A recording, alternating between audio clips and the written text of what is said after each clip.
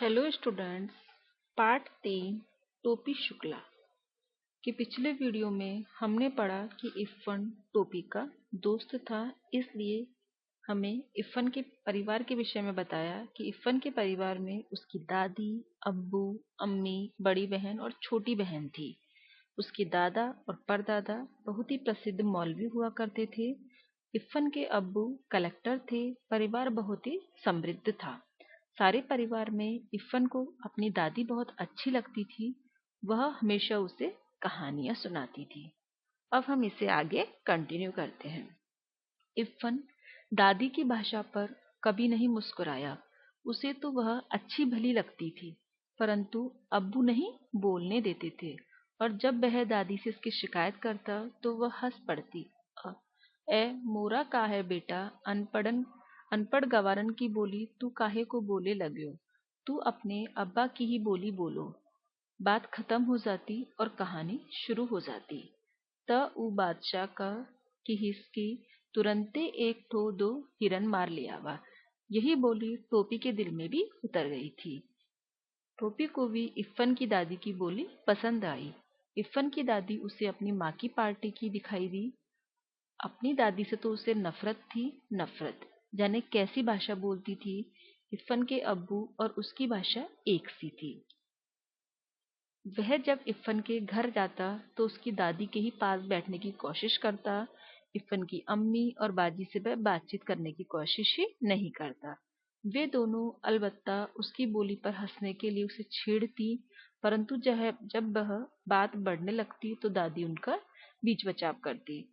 "ते काहे को जाते उन सबन के पास, मुंह पिटावे को झाड़ू मारे। चल इधर आ", वह डांट कर कहती। परंतु हर शब्द शक्कर का खिलौना बन जाता। दादी कहती कि तुम उनके पास क्यों जाते हो। अमावट बन जाता, तिलवा बन जाता और वह चुपचाप उनके पास चला जाता। अर्थात दादी जिस तरह से उनको डांट कर अपने पास बुलाती, वह उससे खुश हो जाते। "तोरी अम्मा का कर रही", दादी हमेशा यहीं से बात शुरू करती। पहले तो वह चकरा जाता कि अम्मा क्या होता है, फिर वह समझ गया कि माँ को कहते हैं। यह शब्द उसे अच्छा लगा, अम्मा। वह इस शब्द को गुड़ की डली की तरह चुबलाता रहता, अम्मा, अब्बू, बाजी। फिर एक दिन गजब हो गया। टोपी शुक्ला को अम्मा शब्द बहुत ही अच्छा लगता था। डॉक्टर भृगु नारायण शुक्ला, जो कि टोपी शुक्ला के पिता थे, डॉक्टर भृगु नारायण शुक्ला नीले तेल वाले के घर में भी 20वीं सदी प्रवेश कर चुकी थी। यानी खाना अब मेज कुर्सी पर होता था। लगती तो थालियां ही थी, परंतु चौके पर नहीं। उस दिन ऐसा हुआ कि बैंगन का भुर्ता उसे कुछ ज्यादा ही अच्छा लगा। राम दुलारी खाना परोस रही थी। टोपी ने कहा, "अम्मी, जरा बैंगन का भुर्ता"। अम्मी मेज पर जितने हाथ थे रुक गए, जितनी आंखें थी वे सब टोपी के चेहरे पर जम गई, क्योंकि टोपी एक हिंदू परिवार से था और उसके घर में अम्मी शब्द सुनकर सब चौंक गए। "अम्मी, यह शब्द इस घर में कैसे आया?" अम्मी परंपराओं की दीवार डोलने लगी। "ये लफ्ज तुमने कहाँ से सीखा?" उसकी दादी सुभद्रा देवी ने सवाल किया। लफ्ज। टोपी ने आंखें नचाई। "लफ्ज क्या होता है माँ? ये अम्मी कहना तुमको किसने सिखाया है?" दादी गरजी। "ई हम इफ़न से सीखा है। उसका पूरा नाम क्या है?" "ई हम ना जानते। ते कौनो मियाँ के लइका से दोस्ती कर लिए है बायकारे।" राम दुलारी की आत्मा गनगना गई। "बहू, तुमसे कितनी बार कहूं कि मेरे सामने गवारों की यह जबान ना बोला करो।" सुभद्रा देवी राम दुलारी पर बरस पड़ी। इफ़न की जो माँ भाषा बोलती थी, वही भाषा इफ़न की दादी भी बोला करती थी, जो कि टोपी शुक्ला की टोपी शुक्ला की दादी को पसंद नहीं थी। लड़ाई का मोर्चा अब बदल गया। दूसरी लड़ाई के दिन थे, इसलिए जब डॉक्टर भृगु नारायण नीले तेल वाले को यह पता चला कि टोपी ने कलेक्टर साहब के लड़के से दोस्ती बना ली है, तो वह अपना गुस्सा पी गए और तीसरे ही दिन कपड़े और शक्कर का परमिट ले आए। यानी जब टोपी शुक्ला के पिता को पता चला कि टोपी ने एक कलेक्टर के बेटे से दोस्ती कर ली है, तो वे भी उस चीज को फिर भूल गए और उन्होंने अपना काम निकलवा लिया। परंतु उस दिन टोपी की बहुत दुर्गति बनी। सुभद्रा देवी तो उसी वक्त खाने की मेज से उठ गई और राम दुलारी ने टोपी को फिर बहुत मारा। ते फिर जइये वे ओकरा घरे। हाँ, अरे तोहरा हामे लुकारा आगे माटी मिलो।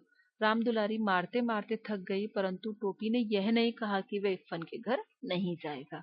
मुन्नी बाबू और भैरव उसकी कुटाई का तमाशा देखते रहे।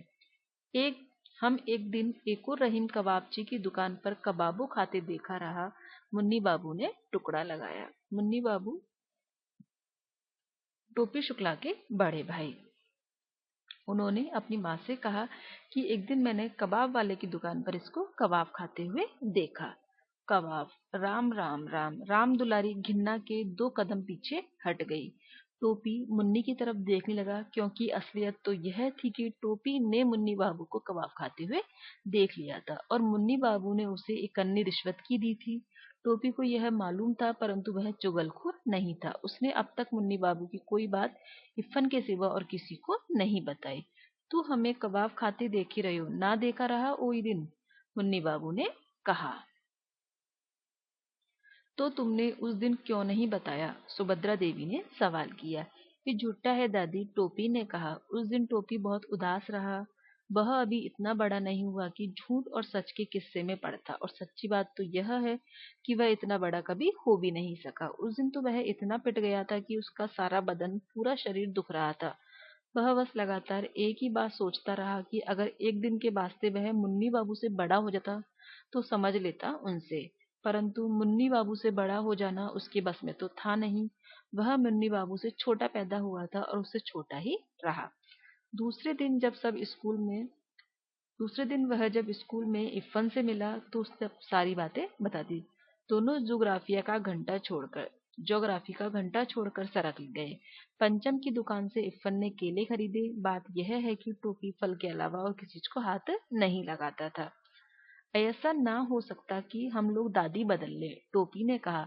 तोरी दादी हमरे घर आ जाए और हमरी दादी तोहरे घर चली जाए। हमरी दादी तो बोलियो तू ही लोगन को बोली थी।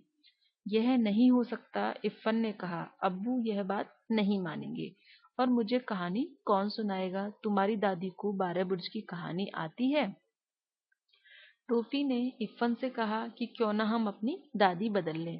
तुम्हारी दादी मेरे घर चली जाए और मेरी दादी तुम्हारे घर। तो इफ्फन ने कहा कि मेरे अब्बू इस बात के लिए नहीं मानेंगे। फिर अब इफ्फन ने दूसरी दलील दी कि मुझे कहानी कौन सुनाएगा? क्या तुम्हारी दादी को 12 बुर्ज की कहानी आती है? तू हमें एक ठो दादियों ना दे सकते हो? टोपी ने खुद अपने दिल के टूटने की आवाज सुनी। टोपी बहुत ही निराशावादी हो गया था। जो मेरी दादी है वह मेरे अब्बू की अम्मा भी तो है, इफ्फन ने कहा। यह बात टोपी की समझ में आ गई। तुम्हारी दादी मेरी दादी की तरह बूढ़ी होगी। हाँ, तो फिक्र ना करो, इफ्फन ने कहा। मेरी दादी कहती है कि बूढ़े लोग मर जाते हैं। हमरी दादी ना मरेगी कैसे नहीं? क्या मेरी दादी झूठी है? ठीक उसी वक्त नौकर आया और पता चला कि इफ्फन की दादी मर गई। इफ्फन चला गया, टोपी अकेला रह गया। वह मुंह लटकाए हुए जिम्नेजियम में चला गया। बूढ़ा चपरासी एक तरफ बैठा बीड़ी पी रहा था और वह एक कोने में बैठकर रोने लगा। शाम को वह इफ्फन के घर गया तो वहां पर सन्नाटा हुआ था। घर भरा हुआ था। रोज जितने लोग हुआ करते थे उससे भी ज्यादा लोग उस दिन थे। परंतु एक दादी के न होने से टोपी के लिए घर खाली हो चुका था, जबकि उसे दादी का नाम तक भी मालूम नहीं था। उसने दादी के 1000 कहने के बाद भी उनके हाथ की कोई चीज नहीं खाई थी। प्रेम इन बातों का पाबंद नहीं होता। टोपी और दादी का एक ऐसा ही संबंध हो चुका था। इफ्फन के दादा जीवित होते तो वह भी इस संबंध को बिल्कुल उसी तरह समझ नहीं पाते जैसे कि टोपी के घर वाले नहीं समझ पाए थे। टोपी को इफ्फन की दादी से बहुत ज्यादा लगाव था। वे दोनों एक अलग अलग अधूरे थे। एक ने दूसरे को पूरा कर दिया था, एक ने दूसरे की प्यास बुझा दी थी। दोनों अपने घरों में अजनबी और भरे घर में अकेले थे। दोनों ने एक दूसरे का अकेलापन मिटा दिया था। एक 72 बरस की थी और दूसरा 8 साल का। तोरी दादी की जगह हमरी दादी मर गई होती तो ठीक बया होता। टोपी ने इफ्फन को पुरसा दिया। टोपी ने इफ्फन से कहा कि तुम्हारी दादी की जगह अगर मेरी दादी मर जाती तो ज्यादा अच्छा होता। इरफान ने कोई जवाब नहीं दिया। उसे इस बात का जवाब आता भी नहीं था। दोनों दोस्त चुपचाप रोने लगे। Thank you.